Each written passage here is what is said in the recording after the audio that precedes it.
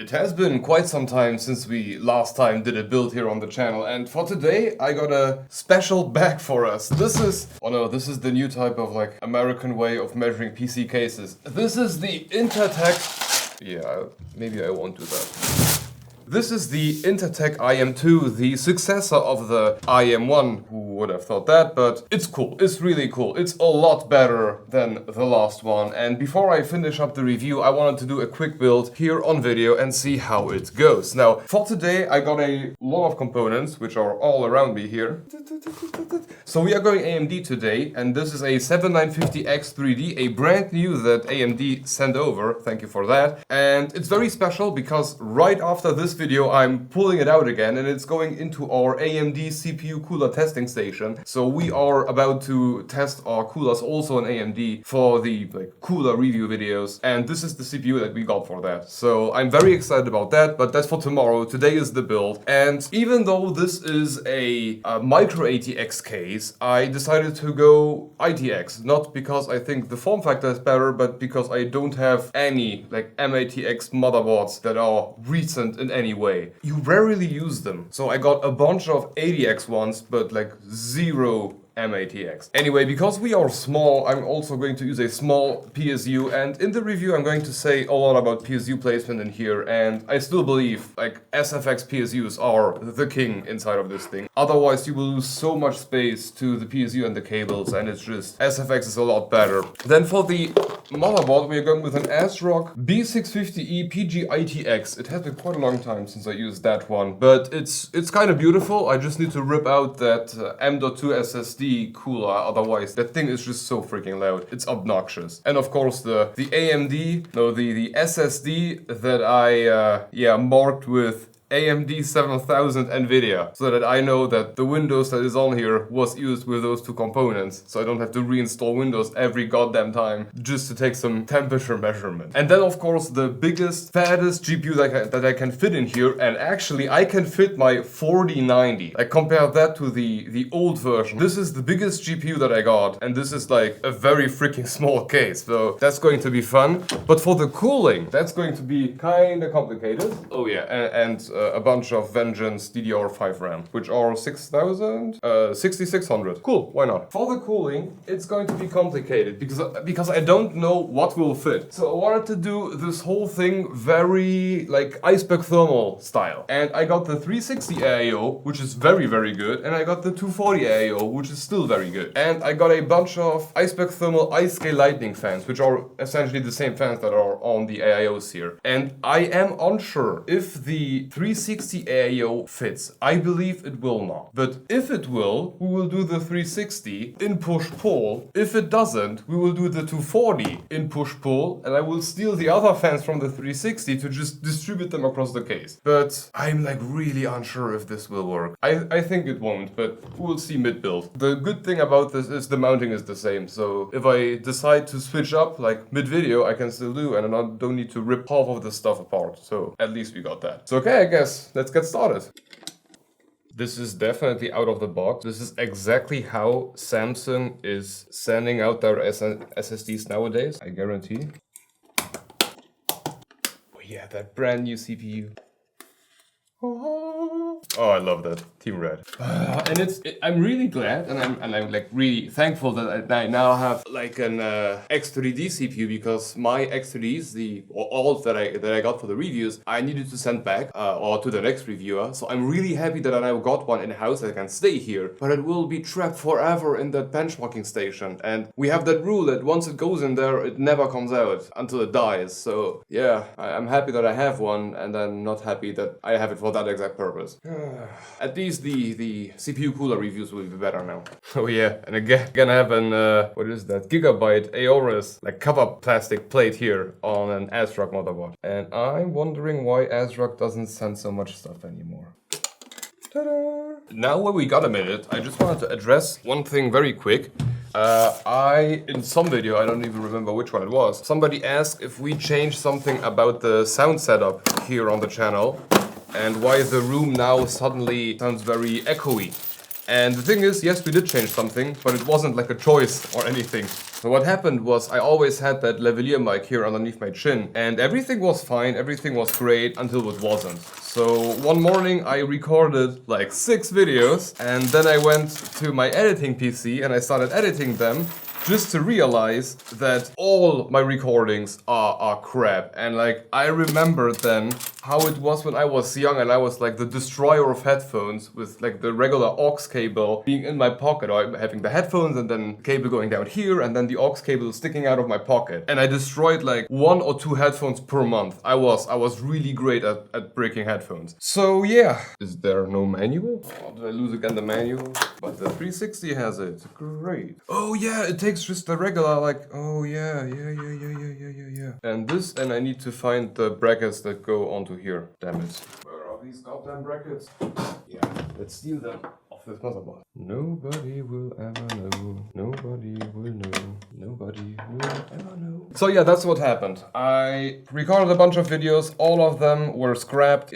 I was incredibly pissed because A-rolling took so freaking long, and right after like 9 o'clock, 10 o'clock, when the shops opened, I went to like the only camera store that we have in the whole fucking country, and I bought a Sennheiser. Yeah, I will display it here on the screen. I don't even remember. And I thought, okay, let's upgrade the sound quality. I had that Rhodes wireless Go 2 with just some random lavalier mic, and I knew that if you have like a shotgun mic, the audio quality should be somewhat crispier to some degree. But what I didn't think about is that this thing will pick up all of the echo in the room. So that's we are at again. And I have this basically counts as a sound panel. I have some foam there on the walls behind me, but I need more on the ceiling. I need something on this wall. So yeah, I need to upgrade the room a bit with some more treatment until the echo goes away. But I will try to do it in the next few days or even weeks, because I really want the echo to disappear. So yeah, that's on the to-do list. Now the base system is ready. RAM, SSD, CPU all installed. I guess now is the perfect time to find out if we can like somehow fit that 360 in there. And actually it's going to be quite easy to do so, because this is an incredibly easy to work with case. Oh no, we can do it even easier, because this thing is stackable, and that's like the main feature of this case. And I got 3 of these stack units right here, and this is like really cool, because in no way, shape or form will you be able to install an AIO with fans in here by standard, but with this unit you can. And instead of now somehow trying to fiddle that AIO in there, I will just try to fiddle in here. And if it doesn't work here, it won't work there either. So yeah, we saved ourselves some time. Okay, moment of truth. Will the 360 AIO fit in here?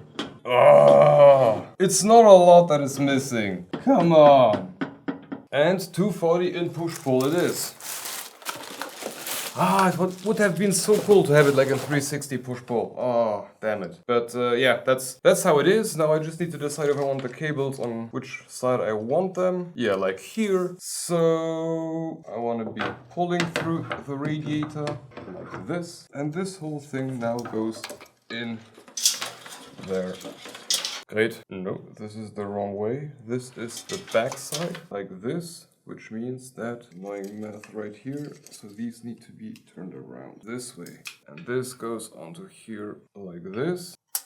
Ah, I have the red. One thing that I'm really afraid of for these types of videos with this microphone is that this is a shotgun mic, so it's very directional. And because I'm moving all the time and I am speaking from different distances to the microphone, I'm kind of afraid that at some point it will be like really loud or not loud at all, or it will sound very weird. And this is the first video we do, like where I move around, not sitting in like one stationary place where we got this mic. So we will see how it works, but I do believe that I will need to get myself another lavalier mic just for these videos, and then continue using the Rhodes just for these videos. But we will see how it sounds after this video. Well, this is one chunk of cooling power, and the cool thing about these brackets is you can also stuff all of your cables like in behind this part here. So you just stuff and stuff and stuff, and there you go. Now once we install it, no cables visible, except the 2 that we need regardless of the size of AIO, but that's great. Which also means that we now got 4 fans left, and I will undoubtedly install 3 in the bottom and 1 in the back, I guess. But let's now finally start to slap stuff into this puppy here. So it is kind of easy to work with, but that's mainly due to our ability to just unmount like every panel. You can open the case up from every angle and we are basically left with an empty chassis, which is just great. I love to work in cases that disassemble in this way. Another a great aspect about this case that I saw during B-roll of this thing, really everything uses one type of screw and you got a bunch of them extra. And it's so easy that you don't need to like remember which screw went where and how, and no, everything is a single screw, really easy to work with. So I guess we will start by slapping in the motherboard and then, oh yeah, now I remember. And I have that written down in the script. Oh, this is so stupid. Like, there are 4 spacers pre-installed in this thing. 3 of which are for mini ITX, 2 of which are, or 3 of which, but different 3, are for MATX. So, no matter what I do, I need to switch them around, which is just so freaking stupid. Oh god, is that stupid. And of course this doesn't fit. Of course it doesn't. Now I need to unscrew one of them to rescrew it somewhere else, which is just so dumb. And this doesn't fit. Of course it doesn't. Because the Intertech box. I have one of those. Yeah, okay. This was the most unnecessary step that I can imagine. Nothing happened. Well, the beauty of mini ITX motherboard is definitely the case looks half empty once you're done, even if it's like really small. But I guess the best course of action here would be to now install the power supply, just because that's like the biggest chunk that will be here anyway.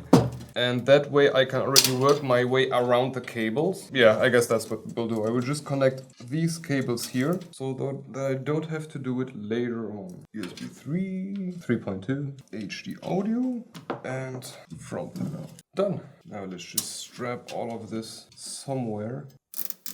Regardless if this case is like easy to work with, cable management will always just be a different topic. So stuffed everything like down there and this is usable. I don't know what is making that sound, but time for the power supply. So usually you have that bracket here in the front for regular ATX size power supplies and we are not going to use that one. I'm going to use this here, this hole for SFX power supply. And before I do that, I will just remove this bracket, which is like the top fan slash AIO slash SSD slash hard drive slash everything bracket, and I don't need it because later on we got that AIO which is coming to the top and there I just don't need that bracket anymore. So I can just remove this one and we got more space to work with. Now it's going to be easier to mount the power supply. So let's do that. All of this somehow there. And I want the fan facing the front so that the power supply takes in fresh air and then blasts it out to the back of the case. Yeah, and another restriction which is kind of important with this case, depending on how many of these elements you stack to the top, because you can stack as many as you want, you will need to stack more because you will start to touch things like the power supply. In our case, we got the 240 AIO, so it should stop somewhere here, which shouldn't be a problem, but let's say you didn't mount it to the back of the case but to the front. Well, in that case I am pretty sure that we are going to touch that power supply, but in our case it should be fine. Yeah, you see it doesn't protrude that much, so that's something else that you need to keep in mind. But with every case you get like one expansion panel, so in any case you are going to be able to mount a 240. That's fine, but I mean you can always like tick tick tick tick tick and then have multiple fans. I like that. Okay, before we continue, let's just install the cables really quick, and I am not going to able to somehow hide this, so this will need to be going like through half the case anyway. Oh, this is like the stupidest way of routing it, but we have that bracket here, this one, which like blocks off half the front or a quarter of the front, so you are not going to be able to see it to that degree. But yeah, I'm not that happy with this. Yeah, CPU cable, the exact same thing. Yeah, you are going to see it to some degree, no matter what I do. I can like stuff it here behind the motherboard so that at least it stays somewhat organized, but that's the best I can do. Quite unfortunate. And the rest of the cables, I guess I will just stuff below the power supply. later on and then zip tie them together because the bracket hides them anyway, and then they will just come out like below and then into the GPU. I guess that's what we are going to do, or the best I can do. But this cable, like, oh, that really annoys me. No. I won't leave it like that. You know what? Let's take some cable extensions. My box of good-looking cables, which is adequately called good-looking cable box. I hope you can read that. So it's going to be a lot of blue, that turquoise thermal iceberg color, and I think the closest I have to that are these here. These are from Asia Horse. We don't need GPU because you can't see that cable anyway, and it's going to be that 16-pin one. So we only need power supply and CPU. Power supply, 3-pin. Yeah, this is CPU. Power supply and CPU. Let's change this. This doesn't look good enough for this build. Now I can hide all of this here, this little puppy, and now properly connect this one. I said properly. Way better already. Now just somehow we need to do the same thing with this one. Ah, a million times better. Look at that. Now it is somewhat clean, and because here you got that bracket, we won't see that cable mess anyway, and all of this I can also hide underneath, so great. This is what I wanted. Way better. And the blue color still fits that Iceberg Thermal theme, so I'm happy. I'm glad. Great. Whew. Next step, I guess we are at the point of fans. Oh no, let's first do the AIO, because that's going to be a fiddly job. Okay, so this is the back, this is the front. I just hit the light, dip, and this should be here. No, the AIO is pushed too much to the back, and all of these screws are like a half a thread in there. So I need to be very cautious here, and these I need to remove completely for a second. Okay, why won't this close? What am I hitting here? Oh, I'm hitting the power supply cable, and I can't go any further to that direction. You know what? In the front we are hitting the tubes with the power supply, and in the back we can't push it enough down because of the power supply cable. Which, wow, the power supply really does create some trouble here. But that's exactly the point why we got all of these extension pieces. So instead of changing the setup, I'm just going to use another extension. Oh, I'm so glad right now that Intertech sent more of these. Oh, great. I'm going to remove this one again. I am going to slap this one on there. Remove this bracket here as well. Like this. And now reinstall all of this. And now, because we are a bit higher, this should fit there without any problem. Haha! And now I can also move the whole AIO back to where it was in the beginning. And let's just add all of these screws back in before anything horrible happens. And at this point I can already close that one. And something I would definitely do is screw in all of these panels, because they are basically open to fall out or just to be like pulled to the top, and I don't want that to happen. So let's attach each of those with a screw, or with 2 screws, because on this channel we like to do it the safe way. Nobody believes that.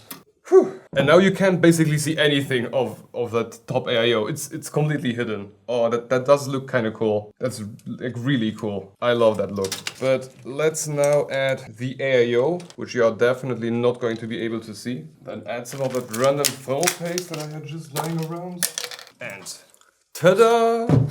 And you can't see anything of that AIO. Oh, that's great. That's really great. So I guess let's just quickly do some more cable management here before we get into trouble later on. Okay, all of the thing is assembled. Last thing we need to do is install all of the intake and one exhaust fan. So I'm going to slap one in the back here, and the rest I'm going just to install in the bottom. And there we go. At that point the case should be ready to use. Yeah, seems right. So let's do that. Oh, and because I didn't review these fans individually yet, I'm going to do probably by next week. Just a quick reminder for myself, they got screws. And I'm 100% sure that I'm going to lose them. So here is the video footage that those screws did exist at some point. I'm going to lose them. I pretty much know that already. Can't I lift the case just by a bit?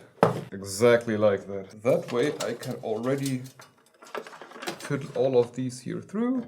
It's going to be a heck of a lot easier for later down the line. It's going to be 1, 2, and the third. This is actually a really good setup. We're going to have at least 3 intake fans, a push-pull config for exhaust, which is just great. So I don't see how this will not perform like a beast. I positioned the fans as much like to the left side of the case as possible because I believe that's also where the GPU is going to be. So these bottom fans will just like push a lot of air into that GPU.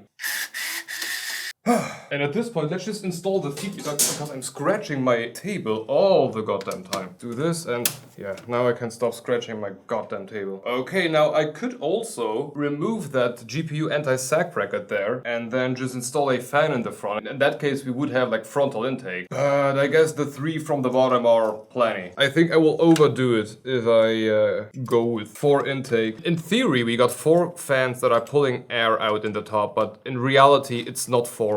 It's 2 in push-pull, and due to that radiator you have some level of restrictions, so it's not like 4. Oh, I need these cables, great. So I believe that it's going to be best if we use 3 intake and then 1 real exhaust in the back and then the push-pull config in the top. I think that should be fine. Now just some more of that cable nightmare in the back. Oh, what I love that. Yeah, stuffing. More cable stuffing. I love cable stuffing. Oh, how should I stuff all of this crap? Okay, we are looking at the end of all of this. So I guess now let's install the CPU and then see how we are going to deal with all of that there. 1, 2, 3. Who thought it was a good idea to develop a GPU that needs so much power? Okay, 1, 2, 3, 4. Time for the GPU. And this one needs 3 slots. And at this point, let's also lower this anti-sag bracket as much as we can. And then we'll see if it still fits later on. It's still incredible to me that this GPU fits. Oh, hell yeah. And now let's just quickly add that anti-sag bracket before everything breaks. Fun fact, the GPU isn't actually sitting on the anti-sag bracket itself, like that lever, but on the piece of metal that is keeping the lever in place. So I just turned the lever all the way back, so it points this way, which doesn't make any sense, but in this case it does make sense because that way it is still functional and it doesn't touch the fans. And I just realized I could basically just remove the whole shroud here and have the GPU just sit without the shroud. There is so much fan there. That would work too. Okay, last point of action. Goddamn cabling. So my idea was to connect this here, or could I even maybe go from the bottom and deal with all of the PCIe plugs in the back? Is this even a possibility? Because I could do something like this. All of this come out behind. That way all of the cables are like easier to manage or hidden. Call it whatever you want. And now I would just need to somehow get this NVIDIA plug here back to the front. Yeah, but I'm going to have the plugs underneath the GPU. Oh, I hate that cable. Plug is... No, you know what? I'm going to come from the top because that way, once the bracket is here, it will hide most of the cable. So I'm just going to come back and leave the plugs where they are so that they are nicely hidden behind that bracket later on. I really need more extensions. If I would have had like that 16-pin extension, stuff would have been easier. Yeah, that's what I want to do. Because now if I install that bracket, all of this is going to stay hidden. Or at least I hope so. Let's just add the bracket and see. Oh yeah, this is going to be really hard. So this bracket needs to go in like this, but I can't have it like in front of... Oh, you know what? I will just remove this for a second, install the bracket and then reinstall the cable. Yeah, and now I can reinstall that sucker. And now I can stuff this to the front here. And to some degree, it will hide the cables. Great. Let me just screw all of this here in. Oh wow, this is actually closed. Not bad, Intertech, not bad. Phew, so this is a 4090. This is a 7950X3D. This is a dual push-pull red in 240. These are 3 120s. We got another 120 in the back. And this is like a really freaking small case. This is what, like 40 liters? This is like really, really small. And it closes. It closes without a problem. Look at that. Oh god, so this is one hell of a powerhouse in such a small case. Oh, this is so cool. So all of this hardware. And now let's see how it does.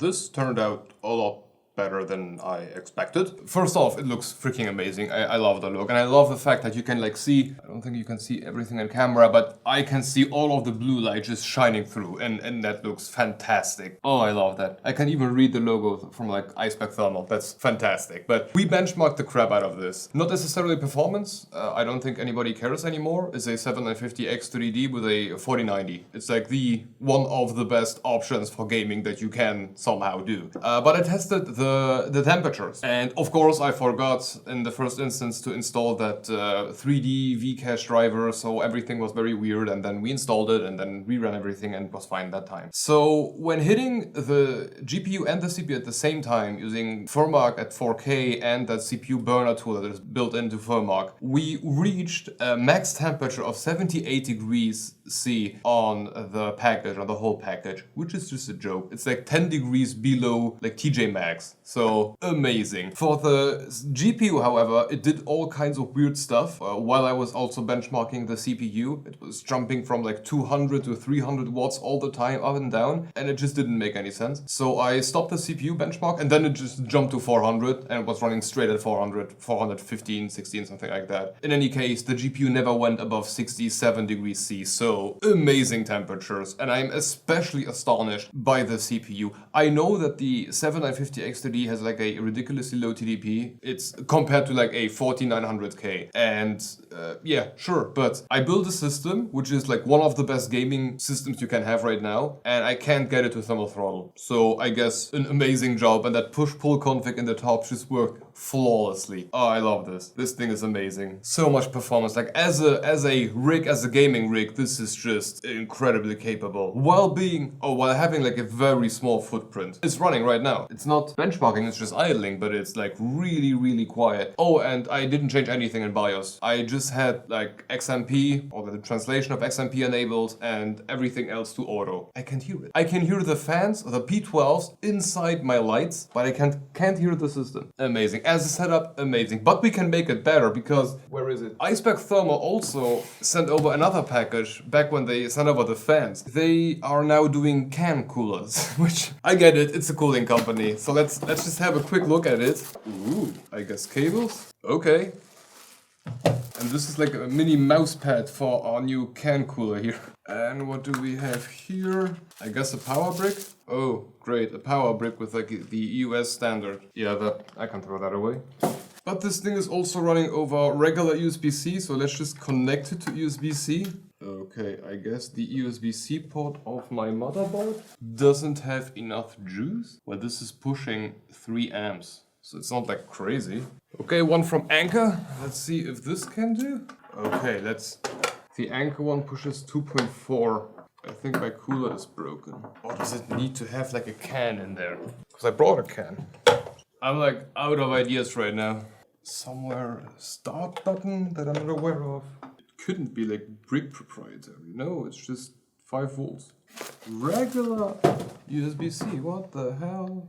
Attention, the brick is running on 9 volts. 9 volts, 3 amps. But it says a lot of things like 5 volts, 3 amps, 9 volts, 3 amps. Not that the cooler isn't capable of running at the regular 5 volts. And my Anker one is for sure never running it. Yeah, it's always just 5. Crap, I can't test this.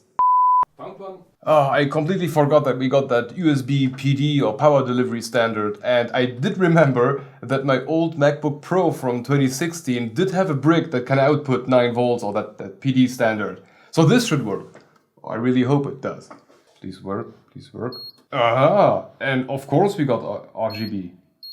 Of course we have.